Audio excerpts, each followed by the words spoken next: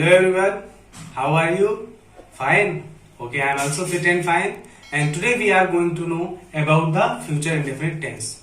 So as you know, this is Best English Classes by Pankaj sir, and today we are going to discuss about the future indefinite tense. और आप ये भी जानते हैं ऐसा channel है जहाँ पे आपको बहुत ही कम समय में सारी चीजें समझा दी जाती हैं, ठीक है। क्योंकि इस वीडियो को हम भी चाहें तो बढ़ा सकते हैं, बट मेरा ये मानना है कि जिस बात को हम 5 मिनट में समझ सकते हैं, जिस टॉपिक को हम 5 मिनट में समझ सकते हैं, उसके लिए हम 10 या 15 मिनट क्यों दें।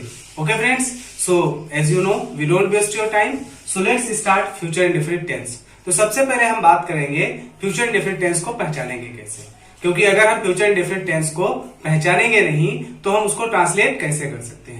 क्योंकि हमें जो टेंस होता है, सेंटेंस होता है, उसी के अकॉर्डिंग हेल्पिंग वर्ब यूज करनी होती है।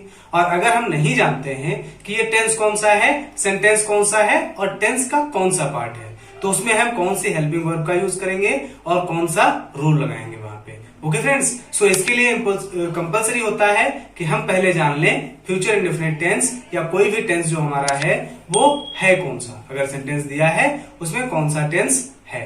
तो आपको बता दें, अगर हिंदी के वाक्यों के लास्ट में आपको गा गी गे मिल जाए तो आप समझ जाइएगा कि ये हमारा फ्यूचर इंडेफिनिट टेंस है। और अगर इंग्लिश का सेंटेंस है तो उसमें विल या सेल हेल्पिंग वर्ब दी होगी और उसके साथ मेन वर्ब की फर्स्ट फॉर्म दी होगी। अब अगर हम बात करें इंट्रोगेटिव WH टाइप सेंटेंस की, तो आप भी जानते होंगे इंट्रोगेटिव 2 प्रकार के होते हैं। एक होता है यस नो टाइप और दूसरा होता है WH टाइप। तो इंट्रोगेटिव यस नो टाइप इससे पहले वाले वीडियो में हम अपलोड कर चुके हैं। तो आज हम बात करेंगे इंट्रोगेटिव WH टाइप सेंटेंस की। सो इंट्रोगेटिव WH टाइप सेंटेंस क्या होते हैं बता भी चुके हैं, लेकिन एक बार फिर से रिवाइज कर लेते हैं। तो इंट्रोगेटिव सेंटेंस हमारा जिनमें क्वेश्चन आपसे पूछा जाता है और उसके रिप्लाई में आपको आंसर देना होता है, वो हमारा होता है interrogative WH type sentence. Yes friends, आपने सही सुना, जो आपसे क्वेश्चन पूछा जाए और उसका आप आंसर दें, तो वो होता है हमारा इंट्रोगेटिव WH टाइप। जैसे कि मैंने आपसे पूछा कल आप कहाँ गए थे, तो आप उसके रिप्लाई में कहेंगे कि मैं कल दिल्ली गया था या मैं कल बॉम्बे गया था। तो ये हो गए हमारे WH type sentence. It means Hindi के वाक्यों के अंत में, अगर हिंदी के वाक्यों के अंत में गागी पाया जाए तो वो हो गया हमारा फ्यूचर इंडेफिनिट टेंस। और अगर उन्हीं वाक्यों के बीच में क्या, क्यों, कहां, कैसे, कब ऐसे वर्ड पाए जाए तो वो होता है हमारा इंट्रोगेटिव WH टाइप सेंटेंस। तो चलिए हम इसको बात करते हैं कैसे हम ट्रांसलेट करेंगे। ट्रांसलेट करने के लिए स्ट्रक्चर नोट है, समझ लीजिए, इसको लर्न कर लीजिए, ये बहुत ही यूजफुल है आपके लिए।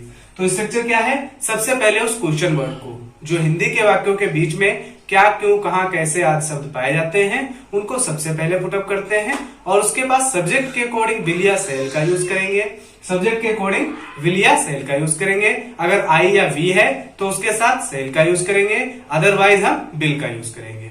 उसके बाद सब्जेक्ट यूज करेंगे और सब्जेक्ट के तुरंत बाद दिया हुआ है वर्ब की फर्स्ट फॉर्म, जिसे हम मेन वर्ब की फर्स्ट फॉर्म भी कहते हैं। और उसके बाद ऑब्जेक्ट, और ऑब्जेक्ट के तुरंत बाद क्वेश्चन मार्क लगाना बिल्कुल मत भूलिएगा। तो जैसा कि आप जानते भी होंगे कि टेंस को समझना है तो कुछ एग्जाम्पल्स भी देखने होते हैं। अगर हम एग्जाम्पल समझ लेते हैं तो टेंस बहुत ही क्लियरली हमें समझ में आ जाता है। सो इसलिए let's see the examples.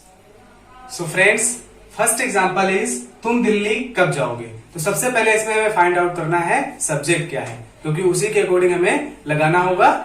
Yes, helping verb उसी के अकॉर्डिंग यूज करेंगे, लेकिन उससे पहले हमें जानना होगा कि इसमें क्वेश्चन वर्ड क्या है। तो आप देख सकते हैं यहाँ पे क्वेश्चन वर्ड है कब। तो सबसे पहले पुट करेंगे हम क्वेश्चन वर्ड कब। ओके, सो यहाँ हमने सबसे पहले नोट किया व्हेन। व्हेन उसके बाद हम देखेंगे सब्जेक्ट। व्हेन के तुरंत बाद हम देखेंगे सब्जेक्ट क्या है हमारा, क्या है, तुम। तो इसके साथ क्या यूज करेंगे हम, विल, इसलिए हमने नोट किया व्हेन विल। और उसके बाद देखा हमने क्या यूज किया है, सब्जेक्ट। सब्जेक्ट कैसे पहचानेंगे, कौन दिल्ली जाएगा, तो आपको आंसर मिलेगा तुम। तो क्या है हमारा, ये सब्जेक्ट है। उसके बाद कहां जाएगा दिल्ली, तो ऑब्जेक्ट मिल जाएगा दिल्ली। ओके फ्रेंड्स, सो अब हम देखते हैं व्हेन विल यू, उसके बाद मेन वर्ब की फर्स्ट फॉर्म। वर्ब क्या है, जाना, go to Delhi. Okay, so ये हमारा बना तुम दिल्ली कब जाओगे, when will you go to Delhi. उसके बाद देखते हैं सेकेंड एग्जांपल, मैं क्रिकेट कैसे खेलूंगा। तो क्योंकि लास्ट में गा लगा हुआ है इसलिए हमारा ये फ्यूचर इंडेफिनिट है, और बीच में क्वेश्चन वर्ड कैसे पाया गया है इसलिए ये इंट्रोगेटिव WH टाइप सेंटेंस है। अब इसमें देखेंगे सब्जेक्ट क्या है, तो सब्जेक्ट है मैं, और मैंने आपको बताया था आई और वी के साथ यूज किया जाएगा सेल। इसलिए हम सबसे पहले क्या नोट करेंगे, यस सबसे पहले हम नोट करेंगे क्वेश्चन वर्ड कैसे, हाउ, और उसके बाद हेल्पिंग वर्ब सेल, उसके बाद सब्जेक्ट आई, और उसके बाद यूज करेंगे मेन वर्ब की फर्स्ट फॉर्म प्ले, और उसके बाद ऑब्जेक्ट क्रिकेट। ओके फ्रेंड्स, और लास्ट में question mark. So let's revise it. तुम दिल्ली कब जाओगे, सब्जेक्ट तुम है और ऑब्जेक्ट दिल्ली है, और क्वेश्चन वर्ड बीच में पाया गया है, लास्ट में गाड़ी गए है, इसलिए फ्यूचर इंडेफिनिट का इंट्रोगेटिव WH टाइप सेंटेंस है। सो सबसे पहले क्वेश्चन वर्ड व्हेन, उसके बाद हेल्पिंग वर्ब विल, उसके बाद सब्जेक्ट यू, और उसके बाद मेन वर्ब की फर्स्ट फॉर्म गो, और उसके बाद टू दिल्ली, लास्ट में क्वेश्चन मार्क। नेक्स्ट, मैं क्रिकेट कैसे खेलूंगा, क्योंकि सब्जेक्ट आई है इसलिए इसके साथ सेल लगेगा। तो सबसे पहले क्वेश्चन वर्ड हाउ, उसके बाद हेल्पिंग वर्ब सेल, और उसके बाद सब्जेक्ट आई, और फिर मेन वर्ब की फर्स्ट फॉर्म प्ले, और उसके बाद ऑब्जेक्ट क्रिकेट, और लास्ट में question mark. So I hope video समझ में आया होगा। Thank you so much for watching my video. Keep watching, keep learning, keep growing. Best of luck.